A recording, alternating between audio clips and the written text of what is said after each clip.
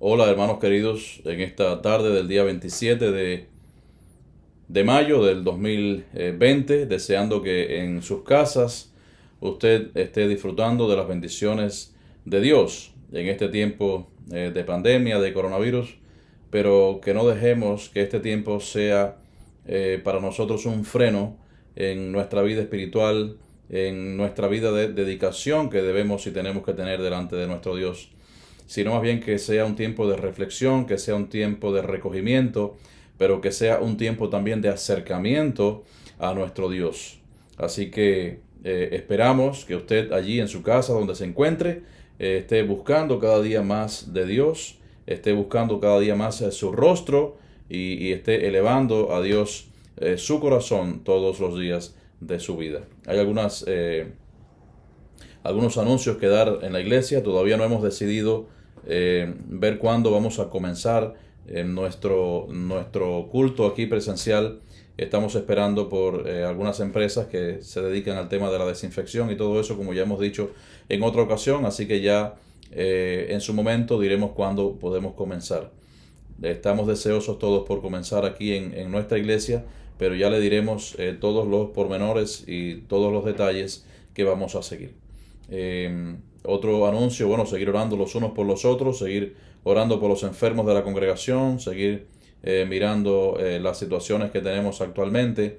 Queremos anunciar también, aunque creo que ya todos lo sabemos, que falleció la sobrina de nuestra hermana Luz, Daisy, por la cual nosotros habíamos orado reiteradas veces aquí también en nuestra congregación. Ella tenía una condición médica, una enfermedad llamada lupus, y esta enfermedad, según los médicos, es una enfermedad inflamatoria, es una enfermedad que ataca principalmente el sistema inmunológico, ataca tus propios tejidos. Bueno, según tengo entendido, el lupus puede afectar muchísimos órganos, puede afectar las articulaciones también, puede afectar la piel, los riñones, la sangre, los glóbulos, el cerebro, el corazón, los pulmones.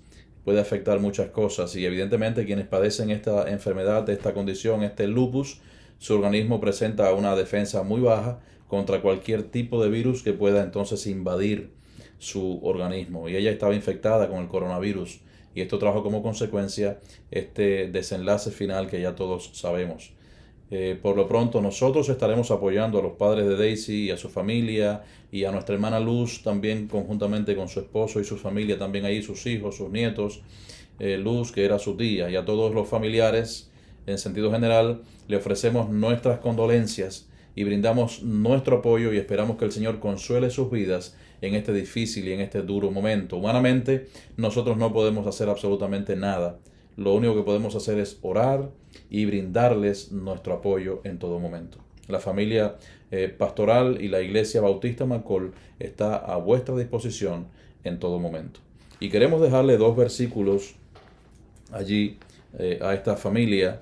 El primero lo encontramos en el Sermón del Monte, allí en Mateo, en el Evangelio según Mateo, los versículos o el versículo 4, el cual nos dice: bienaventurados los que lloran, porque ellos recibirán consolación. Y el segundo lo encontramos en Apocalipsis 21:4, donde nos dice: enjugará Dios toda lágrima de los ojos de ellos, y ya no habrá muerte, ni habrá más llanto, ni clamor, ni dolor, porque las primeras cosas pasaron. Y esas primeras cosas son las cosas que estamos pasando en este mundo. Pero un día, dice la palabra de Dios, allí nos dice: enjugará Dios, limpiará Dios, secará Dios toda lágrima de los ojos de ellos, de los que han llorado, de aquellos que son bienaventurados, porque han llorado y porque recibirán la consolación de nuestro Señor Jesucristo.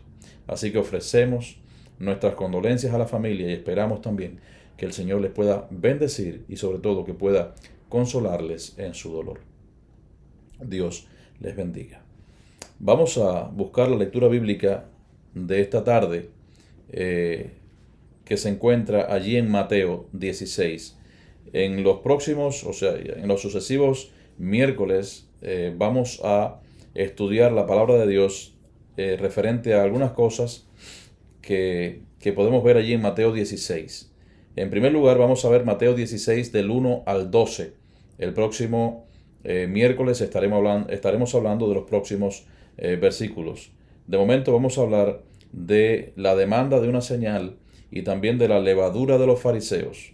Así que vamos a buscar allí en Mateo 16 del 1 al 12 y vamos a seguirlo con la vista. No voy a leer los versículos porque voy a ir explicándolos en la manera que nosotros vayamos avanzando en este estudio.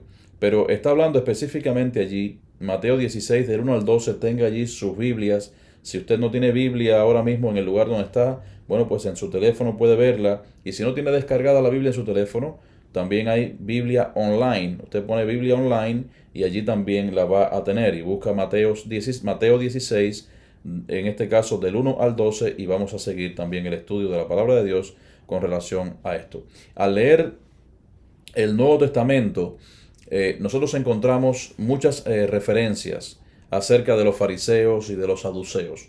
Aquí el primer versículo está hablando y nos dice que vinieron los fariseos y saduceos para tentarle y les pidieron que le pidieron que les mostrase señal del cielo. Vamos a orar. Señor y Dios, te damos gracias por tu amor, por tu cuidado, y te damos gracias por la misericordia que tú ofreces a tus hijos. Y gracias por esta tarde, Señor, donde podemos acercarnos confiadamente a ti. Y te pedimos, oh Dios, que en primer lugar limpies nuestras conciencias, nuestros corazones, y estemos presentados delante de ti, oh Dios, en toda humildad, con el ánimo, Señor, de poder aprender cada vez más de tu palabra. Y no solamente aprender, sino aplicarla a nuestras vidas y obedecerla, Señor, en la medida que pasan los días. Te pedimos que nos ayudes, que abras los ojos de nuestro entendimiento y que tu Espíritu Santo ilumine nuestras vidas, nuestras mentes y corazones para poder comprender lo que tú nos traes en este día de hoy. Te pedimos que consueles a la familia de nuestra hermana Luz. Han perdido, oh Dios, a un ser querido, a esta chica de 23 años, que normalmente, oh Dios, como podemos decir, está comenzando una vida, Señor, pero nosotros no sabemos por qué tú haces las cosas. Lo comprenderemos algún día, pero sabemos que todas las cosas que tú haces, las haces perfectas y las haces de acuerdo a tu voluntad. Por eso, Dios, confiamos en ti y ponemos en tus manos también nuestras vidas.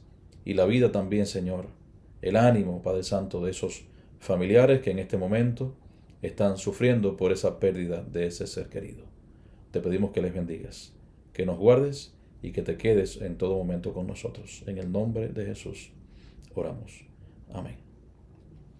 Bien, hermanos, vamos a ver allí el tema de los saduceos y de los fariseos. Estaba diciendo que hay muchas referencias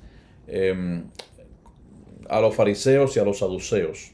Todos hemos escuchado acerca de estos dos grupos, los cuales eran enemigos en cuanto a política, en cuanto a creencia, en cuanto a doctrinas también, etc.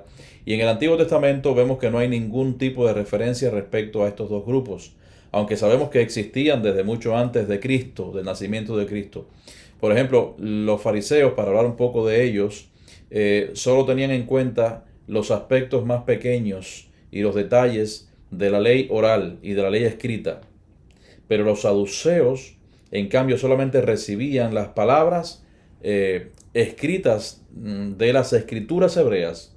Había una diferencia también ahí. Los fariseos, por ejemplo, para hacer una comparación, para seguir con la comparación entre ellos dos y para ver cuán diferentes eran estos dos grupos, para después, más adelante, ver algo un poco interesante, ¿no? Pero los fariseos creían, por ejemplo, en los ángeles, creían en la resurrección, y los saduceos no creían ni en los ángeles ni creían en la resurrección. El apóstol Pablo, si usted quiere estudiar un poquito más sobre esto, hace y menciona estas diferencias en el libro de los Hechos, allí en el capítulo 23. Y puede usted ir anotando esas referencias para que después usted lo estudie. Ahora, por ejemplo, los fariseos no pertenecían a ningún partido político específicamente. ¿Por qué? Porque ellos vivían solamente bajo el gobierno que en ese momento estaba en el poder. Aquellos que les dejaban practicar sus creencias en la manera que ellos quisieran. Sin embargo, los saduceos en este sentido eran diferentes porque los saduceos eran los aristócratas que colaboraban con los romanos para de esta manera poder mantener su riqueza y poder mantener su poder. Los fariseos, por una parte, buscaban y anhelaban el Mesías. Ellos lo expresaban de esa manera, aunque no creían en Jesús en ese momento. Sin embargo, los saduceos no buscaban, ni anhelaban, ni querían al Mesías. Fíjense, hermano, la cantidad de contradicciones referente a estas creencias entre estas dos, podríamos decir, líneas de pensamiento que existían en aquel tiempo. Eran dos grupos contrarios completamente, separados en cuanto a doctrina, en cuanto a proyecciones, separados en cuanto a objetivos fundamentales, pero ellos deseaban elegir su propia señal, la señal que ellos demandaban del Señor. Dice, vinieron los fariseos y saduceos para tentarle y le pidieron que les mostrase señal del cielo.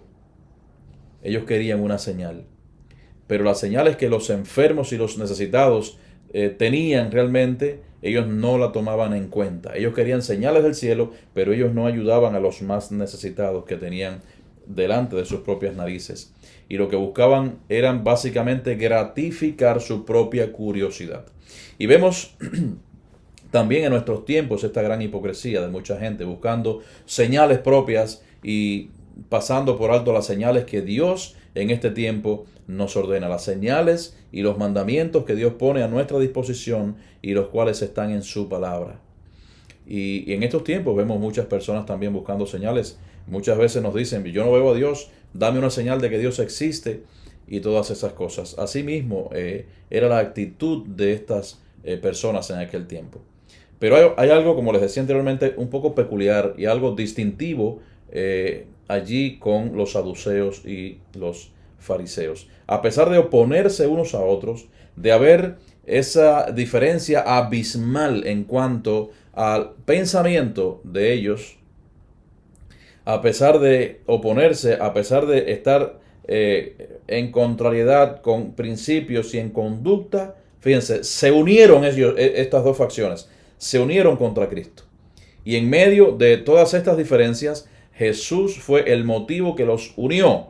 Pero no los unió, no quiere decir que los unió para bien, sino que Jesús fue el motivo que los unió a ellos para oponerse con todas sus fuerzas a Jesús.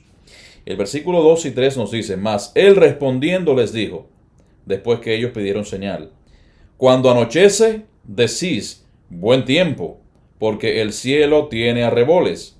Y por la mañana, hoy habrá tempestad, porque tiene arreboles el cielo nublado. Hipócritas, que sabéis distinguir el aspecto del cielo, mas las señales de los tiempos no podéis. Fíjense, bueno, en primer lugar, arreboles, por si acaso alguien me está escuchando y ha escuchado por primera vez esta palabra.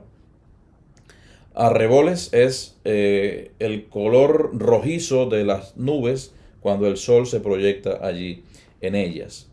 Y estaba diciendo aquí básicamente, nos está diciendo el Señor, y les estaba diciendo a ellos, que cuando está anochece, o sea, en el atardecer, el cielo tiene arreboles, el cielo está nublado.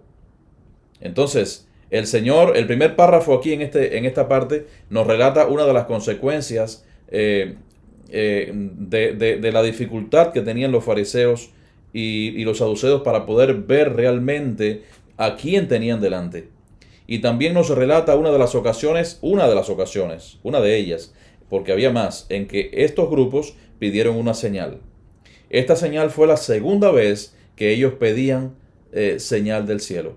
Y el Señor les remitió nuevamente allí al profeta Jonás. Y nos dice precisamente eso.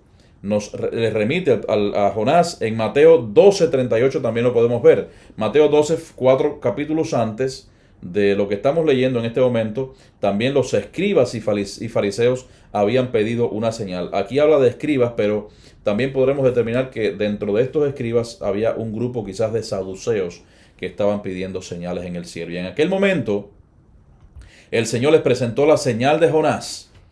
Y aquí iba a hacerlo otra vez, pero primeramente llamó la atención el hecho de que aunque ellos eran efectivos y eran hábiles para poder discernir y ver las señales del tiempo, para poder predecir el tiempo, vemos que no eran capaces, no parecían capaces de reconocer las señales de los tiempos y eran incapaces de interpretar correctamente las escrituras. De hecho, vemos que los líderes religiosos estaban tratando de hacer caer al Señor Jesús en una trampa. Siempre estaban haciendo lo mismo. Y recuerden las veces que le preguntaban e intentaban poner a Jesús contra la espada y la pared, pero Jesús, de una manera sublime, divina como es Él, pues le daba respuestas que ellos después evidentemente no podían contestar. Ahora, Él realmente iba a advertir también a los suyos, iba a advertir a sus discípulos que tuviesen cuidado con ellos. Ahora, leemos allí el versículo 4 donde dice: la generación mala y adúltera demanda señal, pero señal no le será dada, sino la señal del profeta Jonás. Dice aquí: y dejándolos, se fue. Por segunda vez, él habla de la señal de Jonás, del profeta Jonás. Nuestro Señor les había presentado muchas señales y ninguna de ellas las habían aceptado. Y por segunda vez destacó la predicción de la señal de Jonás. En el capítulo 12, en el versículo 40, también él les había dicho que como estuvo Jonás en el vientre de ese gran pez, que estuvo 3 días y estuvo 3 noches, así también estará el Hijo de Dios, o el Hijo del Hombre, decía él, en el corazón de la tierra 3 días y 3 noches. Y estos fariseos de los cuales estamos hablando aquí y saduceos, ellos no estaban precisamente dispuestos a aceptar aquella declaración como si fuese una señal. Eso no era básicamente lo que ellos querían. No estaban convencidos de aceptar este hecho como una señal que ellos demandaban al Señor. Y vemos que en este mundo actualmente las personas por lo general también demandan señales divinas para poder aceptar que realmente Dios existe. Pero ni siquiera eso podría pasar. Recuerden lo que pasó con Lázaro y el rico cuando murió cada uno. Uno fue al seno de Abraham, el otro fue al Hades, y el que estaba en el Hades, allí Lázaro veía al pobre de lejos. Y una de las cosas que le decía: pero por favor que vaya y que diga a mi familia, y allí en la escritura dice: ni aun si un ángel del cielo o si alguien se levantara de entre los muertos, iban a creer. Hermanos, lo más importante no son las señales. Lo más importante que nosotros podemos tener en este mundo es la fe. Recordemos lo que dice el apóstol Pablo allí en la segunda carta a los Corintios, en el capítulo 5, en el versículo 7, porque por fe andamos, no por vista. Y eso es lo que mueve el corazón también del cristiano, la fe. Creemos por la fe que tenemos. Es pues la fe, como dice en Hebreos 1:1, la certeza de lo que se espera y la convicción de lo que no se ve. Para creer nosotros no tenemos que ver, porque ya sabemos que Dios actúa en nuestras vidas, en nuestros corazones, en nuestra mente, en nuestro pensamiento, de forma habitual, porque nosotros también hemos hecho un hábito de vida, hemos hecho un estilo de vida, la vida cristiana en nosotros. Y de esa manera podemos discernir, podemos saber que Dios está en nuestras vidas, por lo que Él pone en nuestro corazón, por lo que pone en nuestra conciencia. Por eso, hermanos, nosotros andamos por fe. No andamos simplemente por vista, por lo que vemos. Si fuese así, yo no creería nunca, por ejemplo, que usted tiene un dolor de cabeza, porque yo no veo el dolor de cabeza por ninguna parte. Sin embargo, usted siente que tiene el dolor de cabeza. Los resultados están en que usted se siente mal. Bueno, pues los resultados de que Dios anda en nuestras vidas es que nosotros nos sentimos con la tendencia esa siempre de querer andar en sus caminos, de hacer bien las cosas y de entristecernos cuando pecamos. Entonces, no andemos por vista, andemos por fe.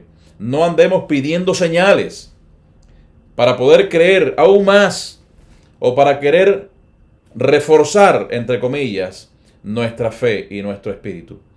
Creamos en Dios por lo que Él ha hecho por nosotros y que podamos nosotros hacerlo por la fe que ha depositado en nuestros corazones. Y veremos también ahora rápidamente 3 puntos de vista sobre Jesús en este capítulo 16. En primer lugar, los fariseos y los saduceos creían que Jesús era un impostor, porque a él no le consideraban como si fuese el Mesías. En segundo lugar, las multitudes allí pensaban que él se había encarnado en varias personas o en alguna de estas personas, en Juan el Bautista, decían en Elías, en Jeremías o en algún otro profeta. Y esto realmente para Jesús podría ser un halago, pero sabemos que realmente se equivocaban completamente. Era mucho más que esos grandes profetas que habían en la antigüedad. Y en tercer lugar, sus discípulos sí creían que Jesús era el Mesías, el Hijo del Dios viviente, pero eso lo vamos a ver para el próximo miércoles. Y cuando Jesús les dijo a los fariseos y a saduceos que no les sería dada ninguna señal sino la de Jonás, observemos una frase importante que dijo al final de este versículo. Al final de este último versículo, que es del versículo 4, nos dice: y dejándolos, se fue. ¿Cuál fue la actitud de Jesús? Fíjense, hermanos, la actitud de Jesús, como podemos observar, tuvo un carácter definitivo y un carácter terminante en el momento en que Jesús se alejó de ellos. Y Salomón nos advierte estas cosas también. Salomón en Proverbios, en muchos lugares, nos dice que nos alejemos de los necios, que nos alejemos de las personas que tienen malas intenciones. Allí en Proverbios 14:7 dice, vamos a buscar allí Proverbios 14:7. Dice: vete de delante del hombre necio, porque en él no hallarás labios de ciencia. Hay otro versículo que ahora mismo me vino a la mente, pero no recuerdo exactamente dónde está, que dice: no hables, o algo parecido, estoy parafraseando un poco este texto, no hables a oídas del necio, porque menospreciará la prudencia de tus razones. Entonces, Jesús hizo exactamente lo que debía hacer. Se alejó completamente de ellos. Y hay muchos versículos que nos advierten de alejarnos de los necios, de los que maquinan maldad en su corazón y en su mente, y de los que quieren hacer daño constantemente. Primeramente, es bueno dejarles el legado del Evangelio de Jesucristo y decirles lo que nosotros pensamos, decirles a ellos, hablarles del Evangelio de Jesucristo, pero hay que saber retirarse en un momento determinado. Incluso hasta en las guerras también los ejércitos dicen que hay que saber retirarse en un momento determinado para, quizás en caso de que tus fuerzas estén mermadas o estén volubles a ser aniquiladas completamente, tú poder hacer una retirada a tiempo. Dicen también, hay un dicho popular que dice: una retirada a tiempo a veces vale más que una victoria. Pero bueno, hay que retirarse, hermanos, cada vez que nosotros veamos personas con muy malas intenciones. Y después de esto vemos que Jesús previno, Jesús advirtió a sus discípulos a que se guardasen de la levadura de todos estos dirigentes religiosos. Vamos a ver qué nos dice también allí los versículos del 5 al 7. Los versículos del 5 al 7 nos dice la levadura de los fariseos. Llegando sus discípulos al otro lado, se habían olvidado de traer pan. Y Jesús les dijo: mirad, guardaos de la levadura de los fariseos y los saduceos. Ellos, o sea, sus discípulos, ellos pensaban dentro de sí diciendo: esto dice porque no trajimos pan. Fíjense, en Mateo 13, 3 capítulos anteriormente, el Señor también hablaba acerca de la levadura, ¿verdad? Fíjense lo que dice en el versículo 6: guardaos de la levadura de los fariseos y saduceos. Ahora, en Mateo 13, ¿por qué quiero hacer una distinción acerca del tema de la palabra levadura? En el capítulo 13 de Mateo, él quería mostrar con una ilustración fácil de entender cómo es el asunto del reino de Dios, ¿verdad? Diciendo que este asunto es como la levadura que se pone en una cantidad pequeña. Vamos a buscar allí, para que ustedes entiendan lo que les quiero decir, la comparación de la palabra levadura en un contexto y de la palabra levadura en otro contexto. Vamos a buscar allí en el capítulo 13 de Mateo, en 3 capítulos antes de lo que estamos leyendo, y nos dice allí: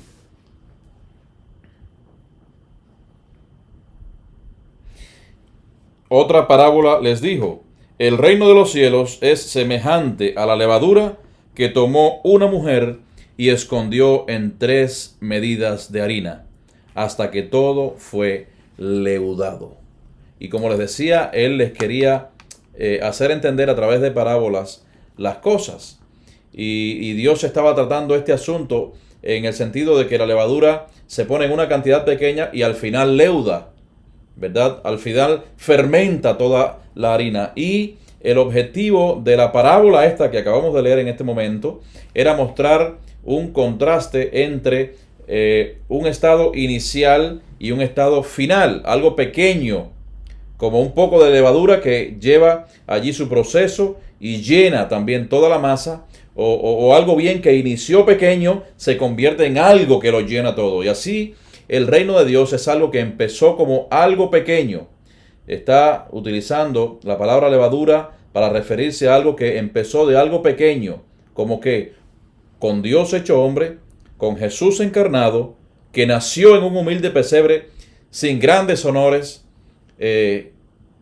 prácticamente desconocido en ese momento, pero que vino a cumplir la misión del Padre Celestial para salvar a aquellos que creían en Él, muriendo por ellos y resucitando, para que al mismo tiempo Jesús, el Hijo de Dios, regrese, y estamos esperando para que llene esta tierra con su reino, su gloria y su poder. Y esto nos dice en el capítulo 13 de Mateo, refiriéndose a esta levadura, de cómo se puede expandir el reino aquí en la tierra. Sin embargo, cuando estaba hablando de la levadura de los fariseos y saduceos, se estaba refiriendo a un principio del mal.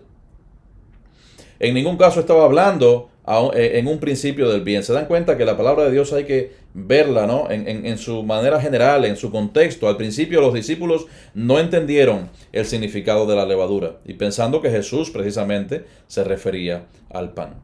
Y vamos a continuar leyendo del versículo 8 hasta el versículo 12. Vamos a leer los versículos del 8 al 12. Dice Mateo 16, del 8 al 12. Y entendiéndolo Jesús les dijo: ¿por qué pensáis dentro de vosotros, hombres de poca fe, que no tenéis pan? ¿No entendéis aún, ni os acordáis de los 5 panes entre 5,000 hombres, y cuántas cestas recogisteis? ¿Ni de los 7 panes entre 4,000, y cuántas canastas recogisteis? ¿Cómo es que no entendéis que no fue por el pan que os dije que os guardaseis de la levadura de los fariseos y saduceos? Entonces entendieron que no les había dicho que se guardasen de la levadura del pan, sino de la doctrina de los fariseos y saduceos. Queridos hermanos, si Jesús hubiese hablado del pan material, entonces los discípulos tendrían que haber recordado esos milagros que hizo Jesús cuando proveyó en ese primer milagro para 5,000 personas, y después en ese segundo milagro para la alimentación de esas 4,000 personas. Pero el tema no tenía que ver con el pan. La levadura aquí, según la interpretación del Señor, era la falsa doctrina de esos dos grupos, de esas dos facciones, de esas dos, podríamos decir, líneas de pensamiento, como decíamos antes. En el Antiguo Testamento y en el Nuevo Testamento, también el término levadura es utilizado en un doble sentido, de una forma o de otro. O sea, en primer lugar, en el sentido de corrupción. Y por tanto, si es un sentido de corrupción, entonces pertenece al símbolo del mal. Y usted en su casa, como va a estar anotando estos versículos, para después leerlos y compararlos, yo les voy a dar ahora estos versículos del Antiguo Testamento y del Nuevo Testamento, en el cual la palabra levadura se utiliza como en el sentido de corrupción. Anote Malaquías 3:5, Levítico 2:11 y Levítico 6:17 también. Busque Deuteronomio 16:3. Copie Mateo 16:6, que es el que estamos leyendo. Marcos 8:15. Lucas 12:1, que es un pasaje paralelo a lo que estamos leyendo de Mateo. Lucas 12:1. Luego Gálatas 5:9. también, Gálatas 5:9. Ahora, hay un segundo sentido de la palabra levadura. Y este segundo sentido está referido, este sentido es un sentido de impregnar, de llenar, de saturar, de influencia, no como un símbolo del mal. Y puede buscar allí Levítico 7:3. Puede anotarlo. Levítico 23:17. Amós 4:5. Mateo 13:33. Y por último, Lucas 13, del 20 al 21. Solo, hermanos, el contexto de lo que nosotros estamos leyendo, el contexto de la palabra nos puede o puede determinar el sentido de las palabras, ¿verdad? ¿Qué es lo realmente expresivo en cada una de estas palabras? Y en el versículo 9, allí también, en el versículo 9, los discípulos tuvieron la ventaja, en el versículo 9 del capítulo 16 de Mateo, tuvieron la ventaja de escuchar a Jesús hablar, de ministrar también a esas multitudes y también en discusiones privadas y también interpretaciones posteriores. Recuerden las veces que Jesús, cada vez que decía alguna parábola que no entendían sus discípulos, después les explicaba. Muchísimas veces también lo vemos en la palabra de Dios. Pero como la mayoría de los oyentes, estos discípulos no comprendieron en ese momento. Y recordemos que el mensaje de Jesús era un mensaje totalmente único, era totalmente diferente a la religión judía que en aquel momento estaba imperando. Era diferente a todo lo que cualquier tipo de profeta o de persona que pudiera hablar, de rabino, de maestro, etcétera, habría hablado con anterioridad. Porque la religión con la que habían crecido era y disponía de quizás ciertas palabras y ciertas cosas que hasta ese momento ellos comprendían, pero cuando Jesús empieza a hablarles a través de todas estas cosas, era un lenguaje totalmente nuevo que ellos no comprendían. Por eso se requería que el Espíritu Santo abriese sus mentes para poder percibir, para poder digerir, para poder interpretar, para poder comprender lo que Jesús les decía. Pero ellos todavía no tenían el Espíritu Santo. Vemos cómo esto sucedió después muy lentamente mientras Jesús estuvo con ellos. Pero no comprendieron completamente todo hasta que sucedieron estos 4 eventos que realmente fueron los que permitieron que ellos abrieran sus mentes ante todas estas circunstancias y eventos. En primer lugar, después de la resurrección, fue que ellos abrieron sus ojos. También en el aposento alto, allí en Juan 20, podremos también leer este suceso. También a orillas del mar. Recuerden cuando Jesús estaba en la orilla del mar después de la resurrección, que estaba allí cocinando un pescado, y lo vieron de lejos de la barca y Pedro se tiró al agua, reconociendo a Jesús. Ya sus ojos se habían abierto. Y luego también cuando Jesús ascendió al cielo, y allí lo podemos encontrar también en el libro de los Hechos, en el capítulo 1. Hemos terminado por hoy, hermanos. Hasta aquí este estudio de hoy. En el siguiente estudio que vamos a realizar el próximo miércoles, estaremos hablando específicamente de la confesión que Jesús pidió respecto de sí mismo a sus discípulos, donde nos dice: ¿quién ustedes creen que soy yo? Así que el Señor les bendiga en esta tarde, que bendiga sus vidas en todo momento, en todo sentido, y que permita que nosotros podamos comprender cada vez más su palabra y que podamos estudiarla y que podamos realmente entenderla, ya que nosotros poseemos y tenemos, desde el momento en que recibimos a Cristo, tenemos el Espíritu Santo en nuestras vidas, y mediante esto el Señor ha permitido que nosotros podamos tener esa luz que el Espíritu Santo da a nuestros corazones cada vez que leemos la Biblia, para que nos aclare y podamos entender de una manera minuciosa cada una de las cosas que Él quiere para nuestras vidas. Así que el Señor les bendiga a usted. Estemos orando los unos por los otros, estemos en comunión. También recuerde orar por la hermana Luz, por su familia, también que han perdido a este ser querido. Así que damos gracias a Dios porque ha estado usted ahí todo el tiempo. Damos gracias a Dios porque Dios premia también el esfuerzo. Dios nos ayuda en todos nuestros objetivos, en nuestras proyecciones, en nuestro futuro. Y esperamos que Dios esté totalmente en su vida y que usted se acerque a Dios para que Dios entonces se acerque a usted. Acercaos pues a Dios y Él os acercará a vosotros. Vamos a cantar un himno y vamos a cantar un himno que me recuerda mucho a la hermana Mirta. Ella siempre lo pedía cada vez que pedíamos himnos aquí. La hermana Mirta siempre pide este himno. Y es un himno que nos llama a necesitar más a Dios en nuestras vidas. Es un himno que dice: te necesito ya. Y nosotros necesitamos a Dios en nuestras vidas ya. No es que no lo tengamos, no es que no tengamos con nosotros a Jesús. Por supuesto que lo tenemos.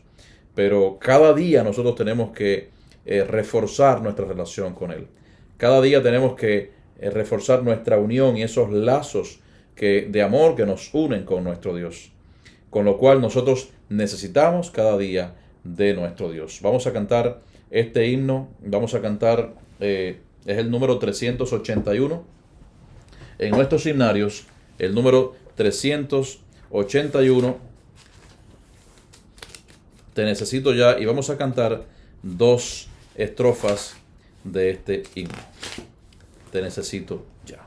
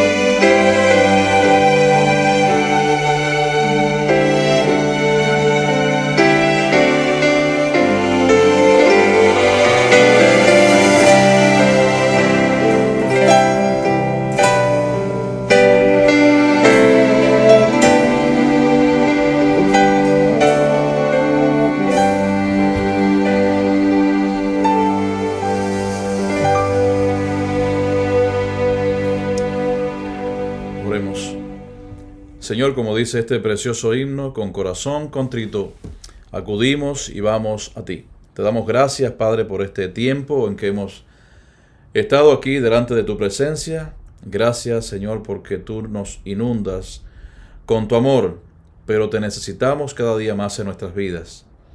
Necesitamos, oh Dios, acercarnos cada día más al trono de tu presencia, de tu gracia, porque es el único lugar donde podemos hallar gracia, donde podemos hallar misericordia y oportuno socorro. Te pedimos, oh Dios, que ilumines nuestras mentes y nuestros corazones a través de tu Espíritu Santo, para que podamos comprender, oh Dios, tu palabra, para que podamos discernir cada una de las cosas, oh Dios, que tú has dejado en ella, y te pedimos que podamos cumplirlas también a cabalidad en nuestras vidas, en nuestros corazones, para que podamos ser también de testimonio para aquellas personas que todavía no conocen tu palabra.